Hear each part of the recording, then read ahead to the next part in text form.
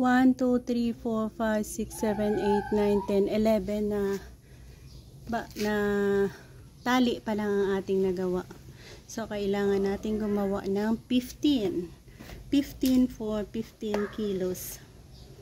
Yan ang ating lemongrass na ating na-harvest kanina. So, yan, dahil sa umulan, ganito natin siya linisan. Nakita ko sa inyo. Madami pa kasi. Ayan po. Sobrang dami na pa. So, yan. Yung iba daw natin kanina sa puno nilinisan, pero ito dahil sa pabugso-bugso ang ulan, hinakot na lang natin dito. So, ganito natin linisin. Tinatanggalan ng mga old leaves.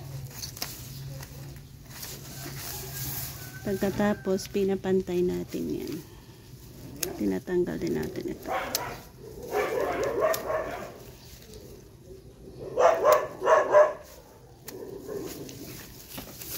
Sa isang balot na yan, kung medyo ganito sila kalaki, 18 piraso, 1 kilo. Ayan na. So, yan.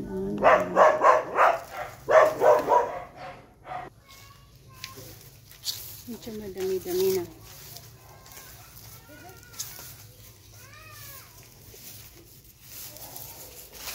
Tali dito sa pinakapuno niya. Meron na tayo dyan na linis na medyo magaganda yan.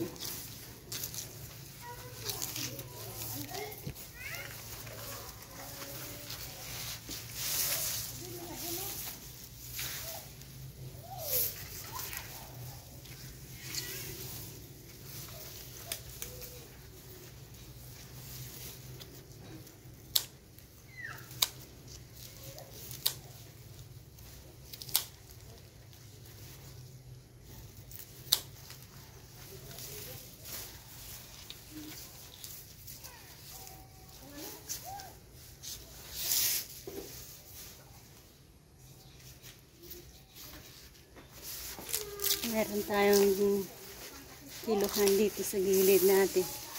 Pakita ko sa inyo kung ilang piraso ang 1 kilo natin.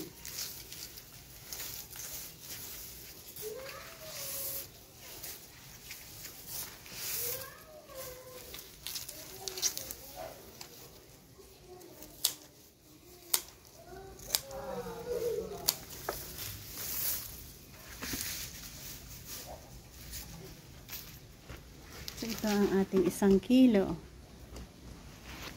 Yan. 1 kilo yan. At nabuo na rin natin ang 1 kilo. Ayan. Additional yan dyan. So yan ang process kung paano natin i-market ang ating lemongrass. Ang first video natin kung paano natin hinarvest. Meron din tayo kung paano natin itinanim. So thank you again. At naisabay ko kayo sa process kung paano natin tinanim to the market. Bye-bye and God bless us all.